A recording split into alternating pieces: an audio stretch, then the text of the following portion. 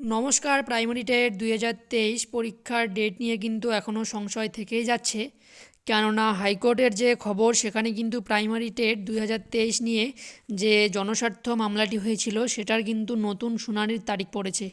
যে কবে আবার শুনানি হবে। 2023-এর যে টেট পরীক্ষার অ্যাডমিট কার্ড কিন্তু দেওয়া শুরু হয়েছে। তো আগামী 24শে ডিসেম্বর 2023-এর যে টেট পরীক্ষা হবে বলে, সেই টেট পরীক্ষার ডেট কি আবার পরিবর্তন হবে, এটা নিয়ে কিন্তু একটি সংশয়ের বিষয়। কেননা দেখতে পাচ্ছেন যে কেসটি হয়েছিল পরীক্ষার তারিখ পরিবর্তন নিয়ে। তো সেই মামলার হিয়ারিংয়ের ডেট পড়েছে আগামী 18ই ডিসেম্বর। এর আগে শুনানি হতে চেয়েছিল 14ই ডিসেম্বর, যেটি হয়নি। তো আগামী 18ই ডিসেম্বর কিন্তু নতুন ডেট পড়েছে। অন স্ক্রিনে আপনারা দেখতেই পাচ্ছেন। তো 2023-এর যে টেট পরীক্ষাটি হবে কি হবে না, এটা নিয়ে কিন্তু এখনও সংশয় থেকেই যাচ্ছে।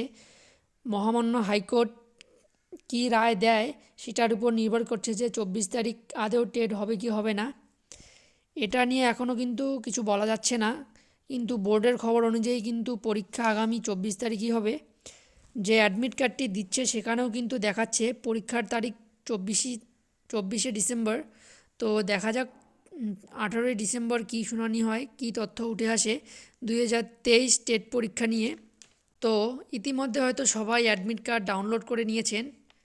তো আপনাদের বলে রাখি, 18 তারিখ যে শুনানির ডেটটি পড়েছে সেটির উপরে কিন্তু ভিত্তি করে যে আগামী 24 তারিখ টেট পরীক্ষা হবে কি হবে না। তো এই আপডেটটাই দেওয়ার ছিল।